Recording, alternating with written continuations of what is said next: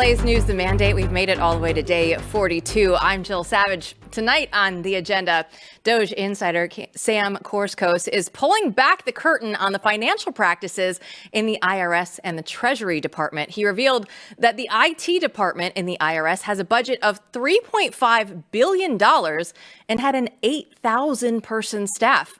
Contractors also made up about 80% of the IRS's operating budget, and ghost contracts eat up tens of millions of dollars with no accountability. You find contracts that are 10, 20, 30, 50 million dollars, and you just ask, like, why are we doing this? And everyone's just like, I don't know. And then you cancel it, and then nothing happens. It's just inertia has just taken over. Chief Pentagon spokesperson Sean Parnell discredited a fake news story that claimed that Elon Musk would soon be briefed on plans for a top secret war with China. Parnell said that this type of garbage from the New York Times undermines our mission. And Trump himself responded to this claim. Here's what he had to say. But if you read what's out of the New York Times, it's such a dishonest newspaper. It's such garbage. It's, it used to be called all the news that's fit to print. Well, it's all the news that's not fit to print. They have fake sources, or they don't have sources. I think they make most of it up. But this was a made-up story by the New York Times. I call it the failing. It's a failing newspaper. It's failing. And they shouldn't do that. They really are the enemy of the people. During a joint press conference with Defense Secretary Pete Hegseth, President Trump announced Boeing will be building America's next fighter jet. Here's what Trump had to say about the future of aviation. At my direction, the United States Air Force is moving forward with the world's first sixth-generation fighter jet. Number sixth generation. Nothing in the world comes even close to it. And it'll be known as the F-47. The generals picked a title. And it's a beautiful number, F-47.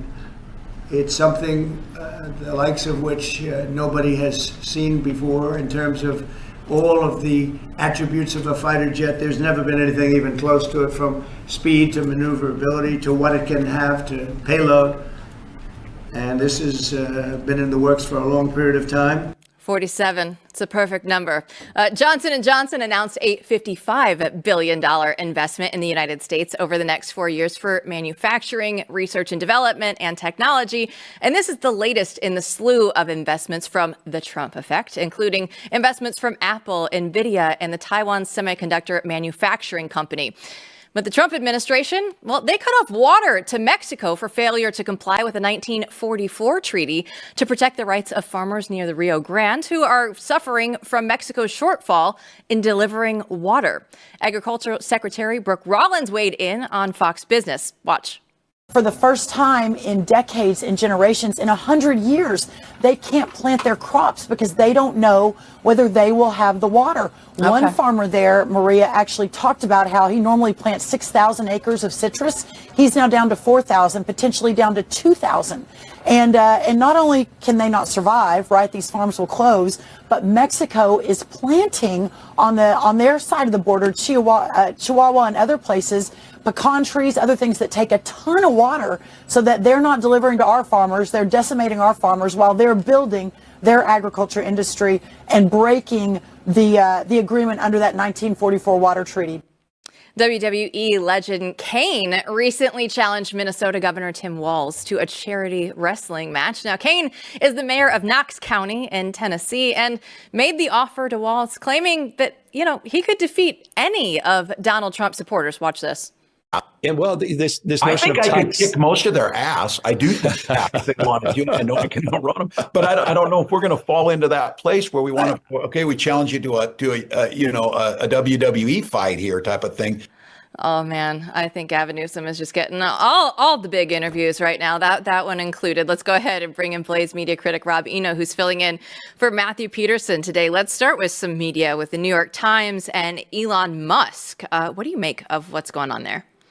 This is just the Times probably making stuff up, or it could be the Trump administration manufacturing a leak to find out who the leaker is, right? They could have said, oh, Elon's coming over here to talk about China, and there's this whole narrative now that Elon is an agent of China because he has cars that he sells in China, kind of like what they did with Ivanka Trump and the, oh my God, she has a patent on her name, right, in China. So I think that that's what they're trying to do. And it could be, quite frankly, that they set up somebody that then leaked to the New York Times and they know exactly who did it. It seems like every single day that we have this show, we are talking about the Trump effect, the investments from very large corporations that they're making now into the United States economy. And this is Johnson & Johnson is the latest one. But how significant is this? Just to know that, the people out there on the news, some people are talking about a recession, just to bring back jobs and investment into America. I think Johnson & Johnson is huge, right? If it's pharmaceuticals, it's other things that they do. I think people don't realize that most of those generic drugs you buy are from India. We're not even making pharmaceuticals in the United States anymore, which in a way is a national security issue. If we went to war, if supply lines were tased, Donald Trump said that he would bring manufacturing back, and he is. Now, maybe they should have done like the F-47 and did $47 billion. It finally dawned on me that that's what that was. All day I went, thank you for enlightening me. He loves the number 47. It's a good number. Chris Bedford is a pretty good guy. He filled in for me yesterday. Well, don't go anywhere because he'll explain how the deep state is actively undermining Trump on multiple fronts. Next.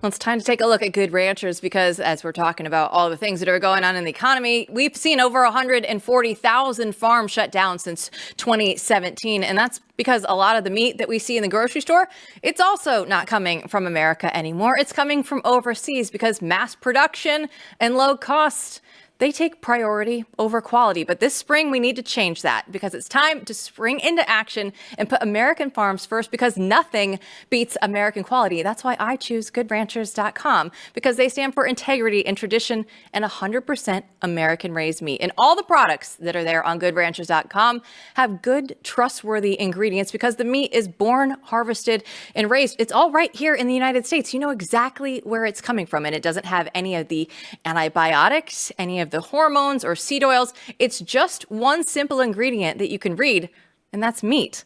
Good Ranchers is delivering straight to your door and offering you the farm-to-table transparency so you can support American ranchers and get the meat that you feel good about serving. And you can skip the grocery store at the same time. So right now, Good Ranchers is running their Spring into Action promotion. So when you subscribe to any of their boxes, you get to decide if you want free chicken nuggets, bacon, ground beef, or salmon in every order for a year. Just be sure to use my code Jill at checkout. You'll get $40 off your first order. It's the best deal that they've ever had. So spring into action and help American farmers with every purchase. Visit GoodRanchers.com. Remember to use my code Jill to get free meat off for a year and $40 off. Good Ranchers, American meat delivered.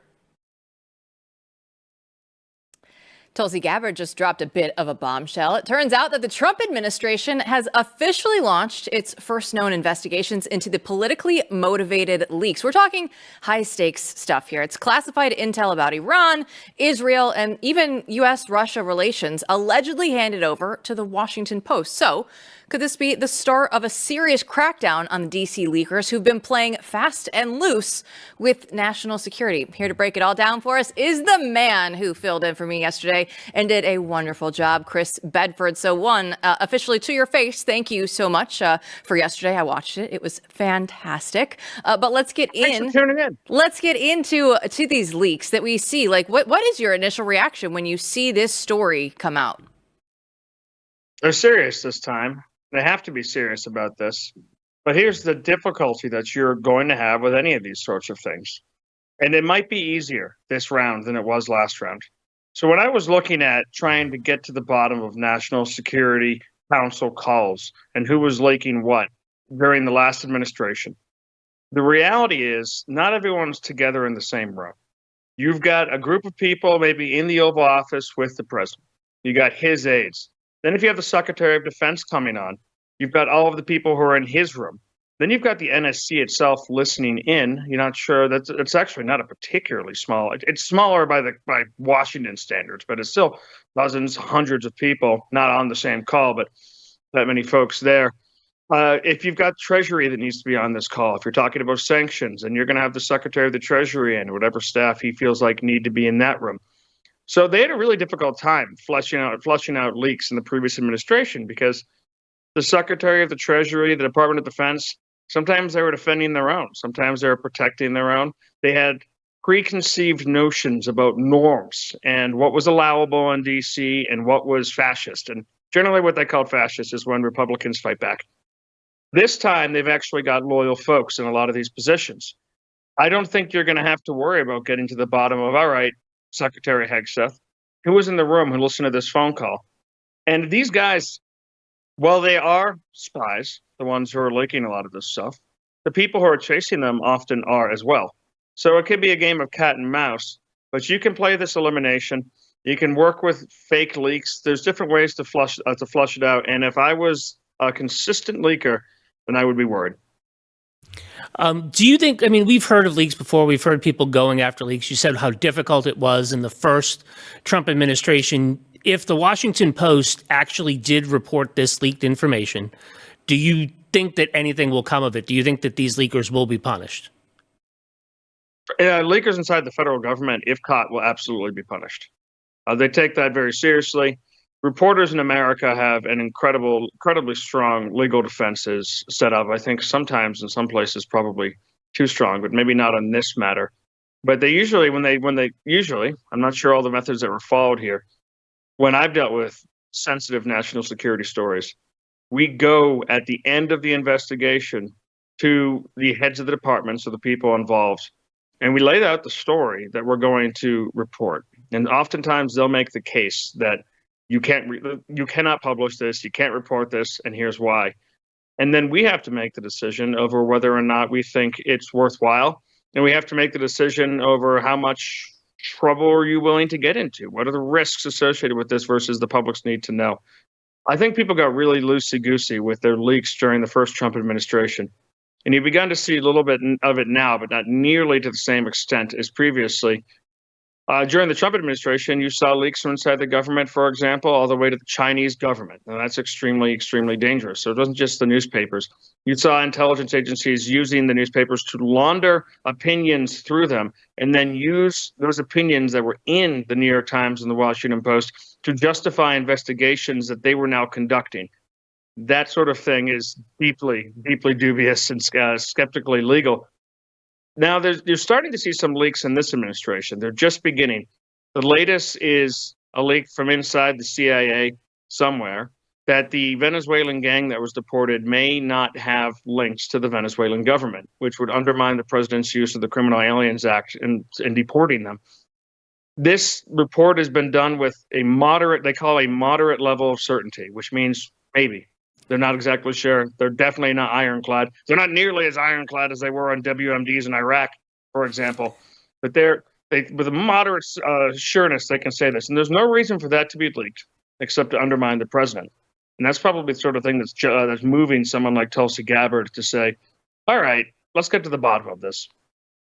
Well, I look at this and I just say, okay, with the New York Times trying to put this out there, they're just trying to create some doubt and uncertainty, right, Chris? Like they're not actually reporting real things because, like you're saying, oh, maybe this happened.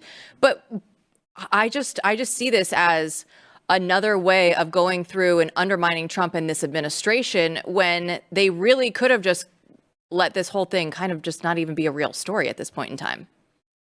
They can't help themselves. It's kind of wild. This playbook doesn't work. I mean, to compare the beginning of Trump in office, 2017, when the FBI and other members of the national security apparatus came out in the intelligence apparatus and said, we think that there's a Russia problem with your campaign. Everyone paid them due deference. People resigned. People were willing to agree with them and say, we give you the benefit of the doubt. You haven't steered us wrong before, which is hysterical in the first place. You compare that to the end of the Trump administration when there was open anger. And then by the time they raided Mar-a-Lago, you had people like Marco Rubio recording the TikTok videos on their back porch that very night, condemning it. They weren't even interested in hearing what new garbage excuse it was because their credibility had gone through the floor. So for the New York Times, it sounds to me like one of those New York Times stories where they're saying, oh my gosh, Trump is violating norms. It's a well-known aspect of Donald Trump. The American people's opinions and DC lawmakers' opinions on the intelligence agencies have declined dramatically over the last 8 years. And I don't see how it makes any noise on anything. It's just more rumbling in the background. Yeah, you said something interesting. You said violating norms, right? Trump is violating norms when dealing with the deep state. What about those quote unquote norms are actually not normal? Oh, none of it's really normal. It's the idea of they use violating norms to say upsetting, causing any kind of a ruckus, pushing back. The norm in Washington, D.C. for the last 20-something years, 30 years, has been for Republicans to be a controlled opposition and conservatives a faction within the GOP that makes noise and raises money, but doesn't actually really get the wins. They don't actually dismantle the Department of Education. That's crazy. Now that's really started to change. You've started to see Republicans pushing back against corporations. Well, that violates norms because it's what people are used to. Now you see judges who are very used to, since the Watergate years, just making fiat rulings that apparently are supposed to dictate what the entire U.S. government and its security apparatus does from whatever state they're sitting in, and they're not getting listened to immediately. So maybe that violates the norms of what we're used to in the last 50 years of the executive being subservient to the courts as well as Congress in a way that the founders didn't envision. But it doesn't violate the norms of the country before that existed before that. And it's a reassertion. And a lot of our country is like somebody who's been in a body cast for a long time. These muscles have deteriorated. You need to go through physical therapy. It's going to be strange. It's going to feel awkward at points. But these are arguments that we need to have out in public and not just have the New York Times dictate to us what is supposed to be normal, what's precedented. I mean, I banned the word, Rob, in my old newsroom. I banned unprecedented because I was so sick of reporters in their 20s saying what was precedented and not when they couldn't name back 4 presidents without thinking about it. They have no idea what they're talking about. So just like you said, norms is really another word for what they want to protect. Well, Bedford, this is unprecedented in violating norms. Donald Trump was unprecedented when he came through the Republican Party, right? He wasn't following what the Republicans were trying to do. And, he came out and said, oh, this is all fake news. Well, guess what? Now, a lot of the other Republicans are following suit because we have Secretary of State Marco Rubio, who's now trashing CNN. He did this on X today. He said that CNN is an anti-Trump gossip tabloid that use thinly sourced stories to generate clicks and try and make trouble. Now, this whole story was about Steve Witkoff, who is one of Trump's closest friends and realtors, and he's a billionaire. And he said, you know what, Witkoff is one of the people that I work the closest with on our team. These people are pathetic. So what's going on with these Republicans now that they're actually calling out CNN, right? It's not just Donald Trump. Others are feeling a little bit of that courage is contagious right now and trying to go out there and say, you know what, CNN, we're not going to put up with it anymore. Courage is contagious. And especially when you've got a boss who will punish a lack of courage. I mean, you want to get out in front of these stories. You want to not let the gossip spread. Journalism itself has declined all across the board dramatically in the last 8 years. The use of anonymous sources used to always come with a written reason. This person who requested anonymity because of X, some description. Now they don't want that. People want to be anonymous sources to even compliment their bosses. You hear it all the time. And reporters who are craving airtime, whether they're at CNN or another outlet, will often just try to fish out little bits of gossip. And that gossip is used by players from inside the administration and inside different power circles in Washington to undermine their enemies, to maintain that contact. And you'll see throughout the day, reporters will come in, they'll radio into the producers and say, hey, I've got a little scoop. And the scoop is not that there's a new trade deal. The scoop is not that there's some negotiation that's ongoing. The scoop is not Y or Z. It's high school gossip. It's Rubio hates Witkoff, and Witkoff hates Rubio. It's absolutely childish ridiculousness. And by the way, notice this stuff isn't of interest to reporters during the Biden administration. I mean, you could ask the average person who lives in Washington, D.C., who the top 3 officials in the Biden administration were. Who's his chief of staff? Who's his secretary of treasury? Who's the head of his EPA? They wouldn't know. But the press here tries to turn the Trump administration into a soap opera. And it worked really well the first time because it was a soap opera. Trump recruited from entirely people he knew on The Apprentice and things like that. And there was a lot of backstabbing. This time he seems to have a team that's much more aligned and are getting out ahead of those stories. You talk about the press and their narratives and wanting to play the soap opera, those sorts of things. It's easy. Yeah. What are they doing now, right? It seems like every day there's some existential crisis that Donald Trump is facing. And this day we got him, that the entire thing's going to fall apart. Why do you think the media is continuing to just ratchet up every single day like they did in the first Trump administration and think it's going to work? They don't know what else to do. I mean, if they could think outside the box, then I think that they would want to be pursuing a lot of these different goals that this administration is pursuing, which, by the way, we've gotten to such a point that the hard right of the American conservative movement is willing to declare ultimate victory because we have somebody returning us to the norms of 90s Democrats, which is what Donald Trump is. He's basically, some of the things that DOGE is doing is moving beyond that, but a lot of his stuff is kind of Bill Clinton Democrat Party stuff. But that's how far they've moved. And at the same time, the Democratic Party has become so removed from itself, it doesn't know what to do.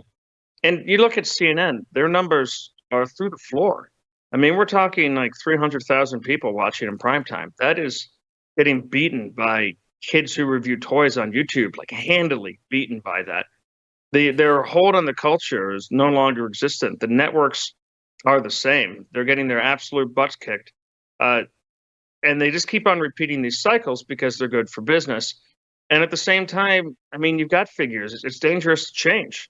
You got Jeff Bezos over at the Washington Post. I don't exactly think he's a good actor at all in this, actually. I really think he's been bad for the country and the world in his undermining of retail industry. But his attempts to change the Washington Post into a paper that's taken more seriously have been met with like 70% unsubscription rates. They're going to go bankrupt if he doesn't completely and totally bail them out, because people aren't actually interested in getting the real stuff. They're interested in this anti-Trump stuff that makes them feel good, that makes them feel better, makes them feel superior to you and me and Jill. And that's the reality. That's what they're going to have to feed. Well, if they want the real stuff, they should go through and subscribe to the Beltway Brief, Bedford. How do they do that? Yes. They can go to theblaze.com/Bedford, sign up, put in your email, and you'll get it 3 times a week. That is perfect. Bedford, thanks so much. Have a great weekend. You as well. See you Monday. We'll see you soon. Our next guest will explain why Trump's victory in Pennsylvania can pave the way for future Republican wins. Just ahead.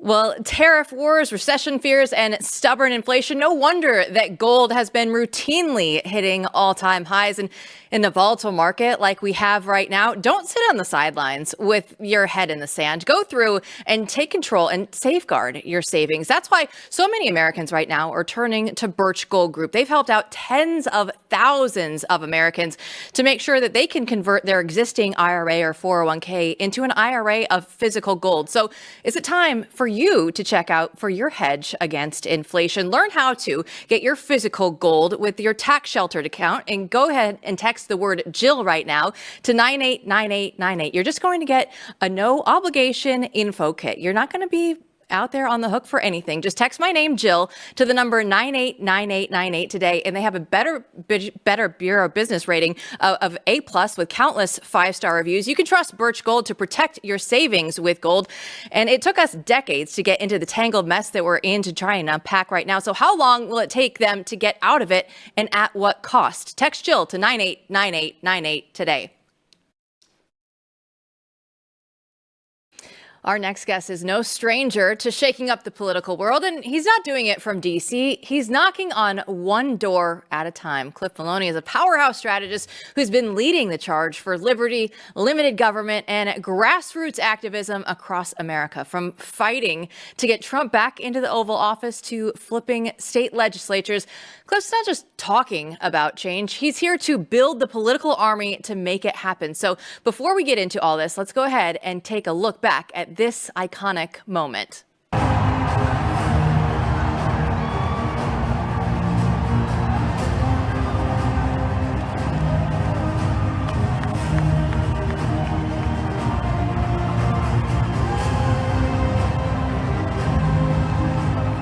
election night at Trump headquarters, Pennsylvania. That was the moment that everybody got so fired up because they knew it was about to go down. So Cliff joins us now. So let's get into a little bit about Pennsylvania, Chase, and how it contributed to that moment that we just saw there for Trump's victory. Well, thanks for having me. Still gives me chills, thinking back. The story started for me about a year and a half ago. I get this phone call. It's Charlie Kirk over at Turning Point USA and his COO, Tyler Boyer. And they're like, Cliff, we need you to go in on Pennsylvania. We've always knocked doors. That's what we do at Citizens Alliance. We always focus typically on state races. We have a funny saying, we don't do federal races, right? Which is ironic now.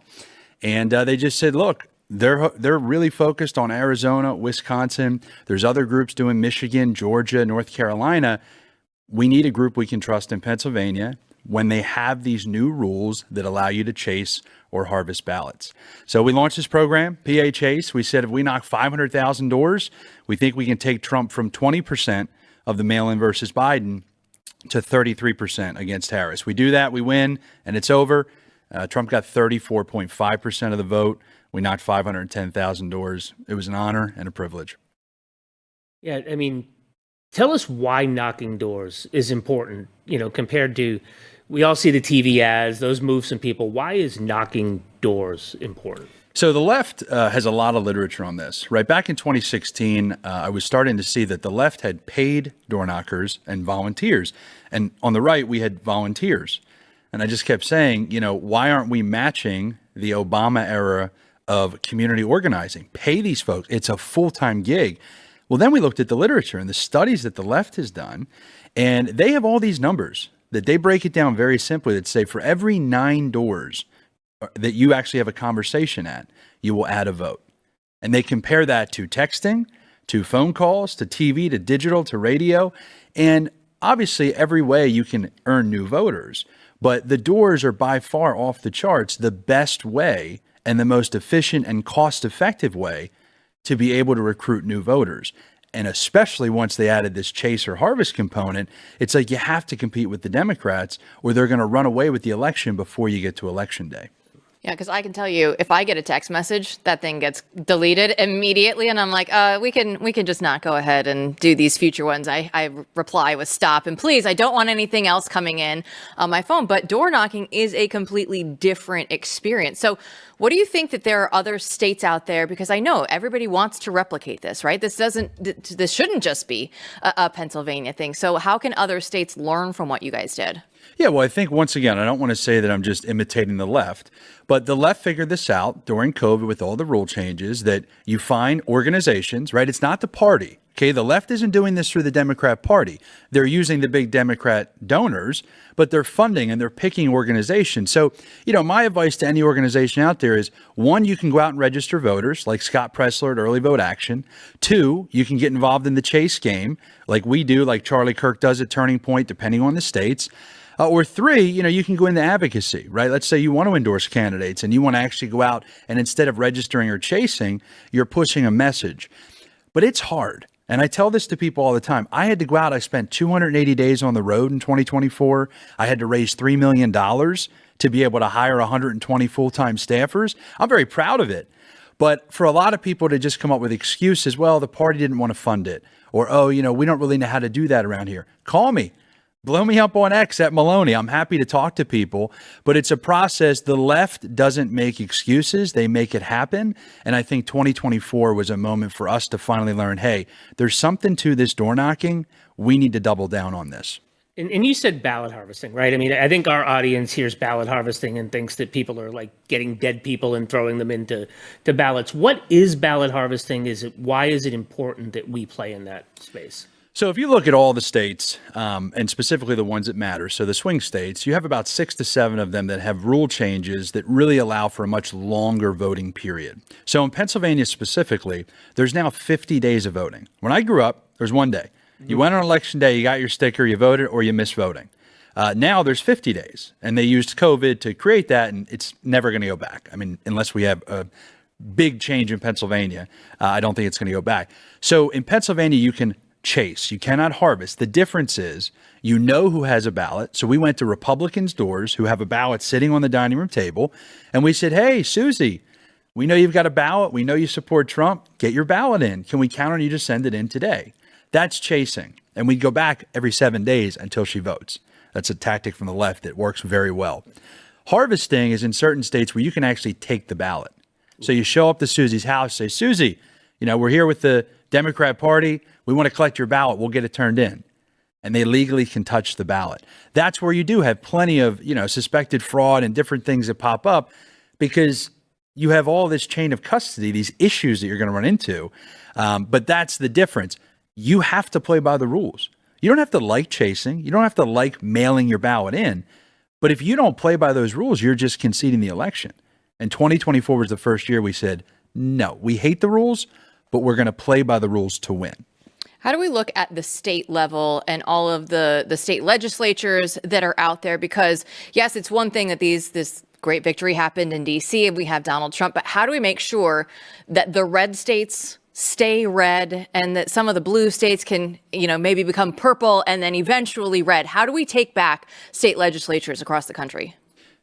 This is my bread and butter. Obviously Pennsylvania was a lot of fun to go back to your home state, to be able to deliver the White House and have a significant role. It was a blessing. But my advice to anyone who really wants to have an impact and wants to get involved is focus on your state legislatures. I mean, those people take away or protect your liberty at a much higher rate than anybody in D.C. Furthermore, run for dog catcher. The more local you can get, the better. But I do think if you want to fix the states, you have to figure out how to get strong, liberty-minded, principled America First candidates elected at the state level. I just put a piece out in Breitbart that said, look, let's DOGE every state, right? We now have a model. Elon is showing us the way. We'll see how Congress acts and if they get in line with Elon and Trump, which I hope they do. But that'll be a model that we can then take to each of the states. When I first started pushing this, hey, we need to focus on the states. I was here, I think it was with Sarah Gonzalez back in 18 here, and getting an audience for people to care about states was tough. But two major things happened. COVID, we realized the states that were good, that had bold leaders, fought back. And two, people said, wait a second, who certifies the elections? It's the states. So those two things, I feel like, really catapulted this idea that we need to focus on building strong states. It's not as sexy. It's not as appealing. We all turn on the TV. We all talk about federal stuff. We're talking about the courts, the White House, Congress. But it's the state house where you're going to have people that actually impact your life for better or for worse. And so all of my time, a lot of our door knocking programs, except the PHAs, we are always focused on getting principled folks elected or unelected to state house or state senate. That to me is the real fight. And you say state house, state elections, right? Grew up in Massachusetts. We've known each other a long time. What about people that think that they're stuck in a blue state, that they're stuck somewhere in New England? I know that in a past life, you've done a lot of work up in New Hampshire and helping to turn that legislature around. What do you say to people that say, oh, I'm stuck in this blue state, nothing's going to matter anyways? Yeah, I think that you have to start somewhere with winning, but I'll give an example of why I think winning is contagious. Rand Paul, when he had his Senate reelect in 2016, so after he got out of the presidential, we brought out 150 people in 2016 just for a week-long program. We called it Operation Randslide. Great branding. and he ended up winning by double digits, but we all knew he was going to win. But something happened on election night. We're at the party. This is before they call for Trump late in the night, that night in 2016. But all these young people and all these activists and volunteers, they were just so joyful and pumped up. And I was kind of I don't understand that. He was going to win anyway by 5 or 6 points, but he had a very good night. But I realized in that moment, you have to have a culture of winning. Mm-hmm. And the left's dealing with that right now, right? Because they're coming out of this. There's no political message. There's no political leader. They're trying to figure that out. But to somebody in a blue state, I would say, find a local race. Don't pick one that's a guaranteed win, but find a competitive race and start to build from there. You cannot build off losses. Ask the Libertarian Party, ask the Green Party, right? You have to build off wins because it keeps donors engaged, it keeps voters engaged, activists engaged. And so find a battle you can win, do everything you can to win, and then try to build off that in a blue state. All right. We want principled conservatives, right? That's what the three of us want. That's what everybody in the audience wants. We all want the people that are actually going to stand up for us, right? The uniparty is such a disappointment. We know the Democrats are going to do the bad things. We already know this, but then you have most of the Republicans out there doing the uniparty bad things as well. So when you're looking, how do you know that somebody isn't just going to fall in line, right? We think these people are principled and conservative, but we don't know, right? How do we go about is there any way of trying to decipher during the primary process to figure out who's good and who's not? So I spend all of my time working for and against Republicans. That's how I like to lay that out. We do a survey in state for any candidate that wants an endorsement that's running for state house or state senate. There's obviously some federal groups that do it. But the reason, once again, I never push people federally is it's so hard to have an impact when they're able to spend $10 or $15 million and you're trying to run a grassroots group. That's different at the state level. So when I look at candidates, one, we do candidate trainings. So if anybody wants to come out, they can be in any state.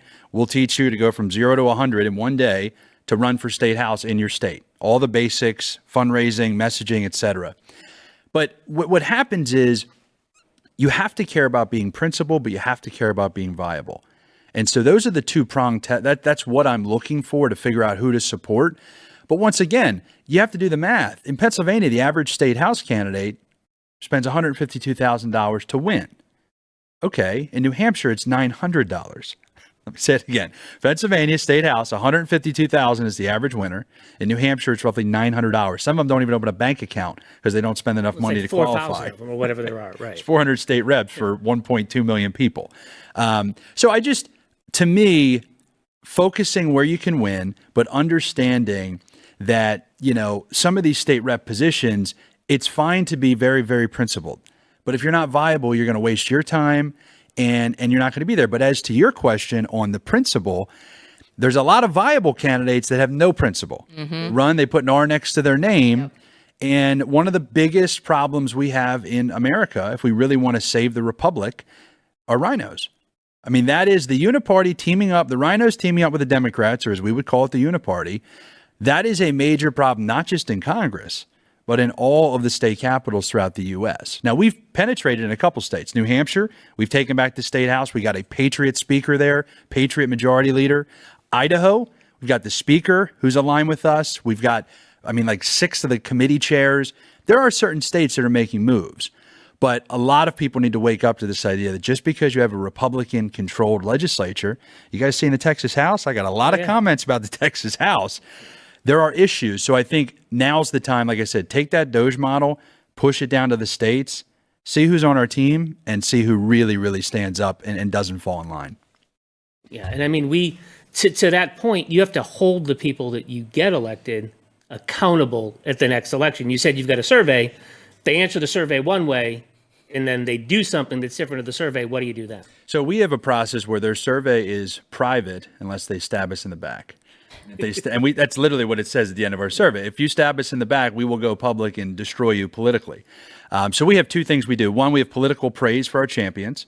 And so we go out to those that have taken some tough votes, but were the right votes. We knock doors in their district, talk to their voters, praise them. And then we have political pain. Now, obviously, that's figurative for the lawyers out there listening. We're not hurting anybody, but we're driving political pain, going into the districts of some of these folks that aren't voting with us and they're voting with the swamp, and educating their voters, talking to them. And the best part about the pain and praise is it's not during election season. So they're not ready to push back. When everybody's got mail, 100,000 text messages coming to them, it's all saturated. When we're the only ones out there, like this year in 2025, I'm going to raise and spend over $1 million in our states doing pain and praise. And nobody will push back because they're not ready for that. They're like, well, we'll wait until the election. But that's what you're trying to do. You're trying to expose them now, and then we'll primary them. We've primaried 6 of the most powerful Republicans in Pennsylvania the last 2 cycles. We took 5 out of the 6 out. Oh, wow. And so now a lot of them are getting in line because they see that pain. They don't want the pain, and we will bring the pain. And so they're starting to make sure, okay, we're going to stick with America first. We're going to stick with conservatives, and we're going to tell the lobbyists to go pound sand. They don't have to be true believers. I just need them to act and vote as if they're true believers. That's what matters. Not a Republican, but a lot of pain with Josh Shapiro. What's the latest with him? Yeah, Governor Josh Shapiro in PA. He is a prolific fundraiser. He is a speaker just like Obama, great communicator. And he campaigns like a moderate, but governs like a commie. He is already out there with 105 people full-time as of January 15th in Pennsylvania. And this is why I tell everybody, we cannot take a year off, right? We can't take 3 years off especially, but you can't take a year off. So we're doubling down on the PA chase. We're going to try to knock 500,000 doors every year because they reset every year. Our requested ballots reset every calendar year. And so do I take a year off and just give Shapiro all the gains that we made and all that momentum? It's like, no, we got to hit now. So Democrats might be in disarray, but Josh Shapiro, in terms of his operations, they're very serious people. This is a business for them. And so we're going to double down. We're going to hire another 120 people, knock to 500,000 doors, and try to continue that momentum so that if we do continue to dominate Election Day voting, we're at least competitive in mail-in and we win the state. At Maloney on X, he already said you can blow up his account there on X if you want to get into a race in your area, if you want to help him out, because there is a ton of work that still needs to be done. Cliff, thanks so much for coming in. Great to be here. Thanks, y'all. Well, it is March. That means it's March Madness, and we're going to see who you picked to win the men's basketball tournament right after this.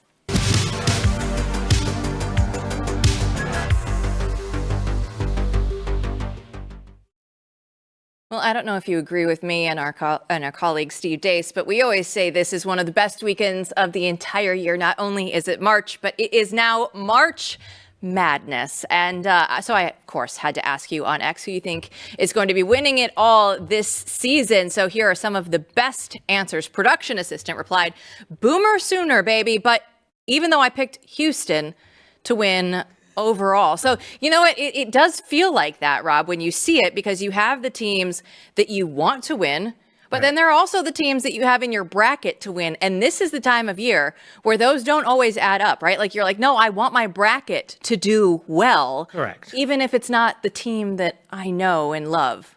Speaking as the person in second place currently in the Blaze Media bracket. See, I never enter the work brackets because it's not about that for me. It's not about like going out there and proving to everybody else. It's my own personal satisfaction to make sure that I know that I know. Well, I just got lucky. But anyways, no, I mean, I think Duke's going to win the thing overall. I'd love it to be Bryant, America East team, or even Gonzaga. I've always liked Gonzaga, to win these sort of things. But well, Francisco replies, Ole Miss. We look at that and we say they're a good SEC team. Yeah, they're a good SEC team. But does the SEC need to win everything, football and basketball? Can we let like the ACC or the old Big East or somebody like that win and not just continue to give it the SEC everything? There's going to be like one. It's going to just be the SEC eventually, right? The SEC and Big Ten. Well, I don't know if you watched any of the Selection Sunday shows and who bracketology thinks is going to win, but Tom wrote and he replied, Florida, the power of Ron DeSantis and pub subs, which are fantastic, will carry the gunshine state to victory. Everybody out there on Selection Sunday was picking Florida. It's a very, very popular pick at this point in time. So is the SEC going to win everything? Well, if you believe the analysts, then go ahead and mark down another one. That's what it looks like. We'll go with the ACC and Duke, and we'll see what happens. We will? We will. I don't think that we will, Rob. I think this is you don't know. The SEC's year? No, you just don't know this about me, that I mean, I did pick Duke, I think, to make it to the Final Four still. But usually in any normal year, I want Duke to lose as soon as humanly possible. I am that person. I just grew up and I was like, you know what? I've had enough of these people. They win all the time. It gives me personal satisfaction, and I know that it probably shouldn't. But every time that Duke loses in the NCAA tournament, I'm really excited. It's binary, right? You either hate them or you love them. Yeah, it's they have no wiggle room. You're either a Duke fan or you're not, and I fall in the latter category. But speaking of Florida, we have the Gulf of America T-shirt. Go ahead and put your computer down so that people can see it. Yeah, no, these are now available on the Blaze Media website. Yeah, shop.blazemedia.com. We have an entire range of this stuff. We've got swimming trunks out today. We've got fishing sweatshirts. We've got T-shirts. We've got these Hawaiian shirts. If you're going anywhere near the Gulf of Florida, especially if you're going on a cruise to Mexico, I would highly recommend wearing this in Mexico.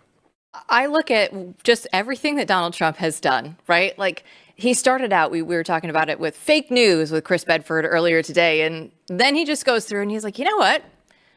I'm not going to just sit back and watch the Gulf of Mexico take over. We're just going to rename it because we can. And then the fact that he went through and actually was saying to the AP, of all people, no, you're not going to be allowed on Air Force One. You're not going to be in the Oval Office. No, you don't respect the fact that we changed it to the Gulf of America. And this was the line in the sand that Donald Trump said, no more, AP. We're not going to deal with that anymore. I love that's just kind of the era, the attitude that he's coming in to his second administration with. Right. And if you don't want one of these for yourself, you should send them to the people that work at the AP. Yeah. Now, just order it as a gift. Again, one more time, shop.blazemedia.com. Shop.blazemedia.com. Shop.blazemedia.com for all the latest swag. But when you look at March Madness, like what do you think about with what's going on in the tournament? When you think back to your Rob Eno youth, what comes to mind? Upsets. And there's been a ton of them already. I mean, Clemson's out.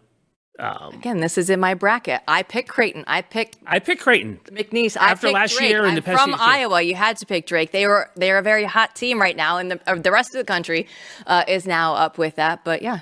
Yeah, it's all upsets. You got to find that's how you win the pool, right? Is you win your brackets by finding the upsets and picking the upsets and knowing that certain schools are going to do it. Like Creighton, I think Creighton upsets every single year, right? They do every year. They do. Yeah, you go with the upsets early, and then you have to have those thoroughbreds that are going to last into the Elite Eight, into the Final Four. Correct. That's the winning formula, Rob. I hope that you do well in the Blaze pool. I hope so too. We're going well. It's second place right now. We'll see if that continues. I have to fight Allie's producer Bree is now in first. We might stay there. But we'll see. We'll see. There's still a long road ahead, but March Madness, it's always one of the best times of the year.